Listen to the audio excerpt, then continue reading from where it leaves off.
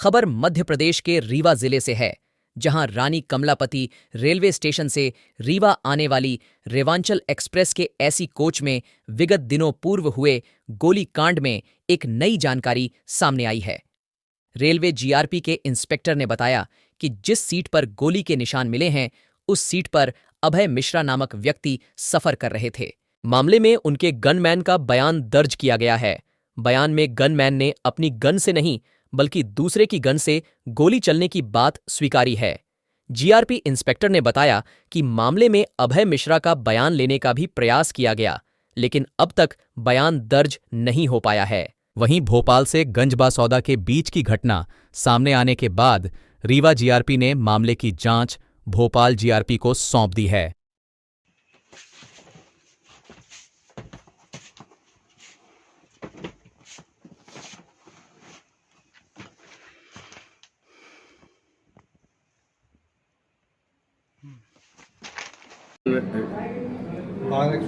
बारह 185 प्लेटफार्म पर आई।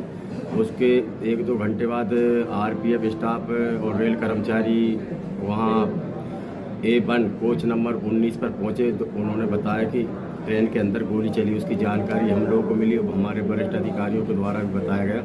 फिर हम लोग वहाँ गए तो देखा कि एक बर्थ नंबर 19 पे गोली चलने का छिद्र दिख रहा था। उसके बाद फिर आरपीएफ द्वारा हमको 11 तारीख को मेमो प्राप्त हुआ। उस 11 मेमो के आधार पे हमने अपने थाने में असल अपराध पंजीबद्ध किया। जांच की गई।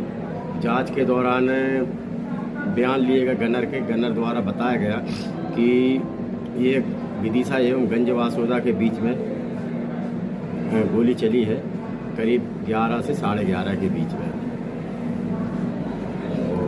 द्वारा गाड़ी उस टाइम पे क्या है कि जो यात्रा कर रहे थे उस सीट पे अभय मिश्रा जी है। कौन है अभय मिश्रा जी? अब ये मेरे को नहीं मालूम, हम किस पार्टी के नेता हैं वो मेरे को नहीं मालूम। ये कोई राजनीतिक पार्टी से जुड़े व्यक्ति हैं अभय मिश्रा? कुछ जानकारी मिली आपको? ये मेरे को कोई जानकारी नहीं। उनसे हमने मोबाइल में बात करी, लेकिन उन्होंने हमसे मोबाइल से बातें नहीं की है। बयान लेने गए थे, लेकिन वो कह रहे मैं विधानसभा जा रहा हूँ, विधानसभा चल रही, बस ये जानकारी। उनके गन्नर के हम बयान लेके आए। गन्नर के बयानों के आधार पर जहाँ का घटना स्थल है, वरिष्ठ अधिकारियों के आदेश से हमने डायरी वहाँ स्थानांतरण कर दी गई है। किसके गन्नर का बयान लिया है आपने? अब वो जो घटना हुई उस हिसाब से हमने पूछा कि भाई किस प्रकार चली, क्या हुआ। उनके जो सुरक्षा गार्ड है ना, किसके? ऐसे अभय मिश्रा जी के? हाँ। किस नेता के गन्नर के पास गए थे आप? गनर हम अभय मिश्रा जी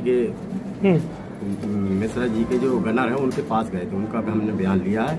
उसके आधार पर उन्होंने बताया, उसके आधार पर डायरी जहाँ का घटना स्थल है भोपाल साइड का, तो वहाँ भेज दी गई है। अब वहाँ जो भी कार्रवाई होती है वो बयानों से क्या लगा कि गोली कैसे चली है? नहीं, अब वो हमको दृष्टिया क्या लगा? नहीं, गनर ने आपको क्या बयान दिया? गनर ने क्या उपेक्षापूर्ण चली है, उनका क्या हाथ कपड़ा था वो निकाल रहे होंगे, अपनी पर्सनल हो जैसे भी हो। अभी हमको नहीं मालूम है। अभी जब तक नहीं सामने आ पाएगी तो अपन कह सकते कि सरकारी रखे थे, प्राइवेट रखे थे, क्या थी इसकी संबंध नहीं। तो गनर के पास गन थी या अभय मिश्रा जी के पास गन थी?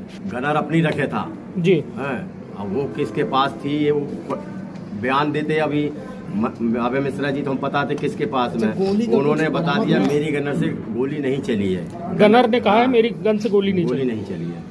तो किसके गन से गोली चली उसने स्पष्ट किया क्या है? नहीं, अभी उसने स्पष्ट नहीं किया गया है। नहीं, तो उसने गोली चलते देखा है कि नहीं गनर ने?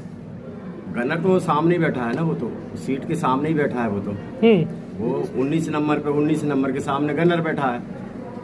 गोली के संबंध में गनर ने कुछ बताया? गनर ने ये बताया है कि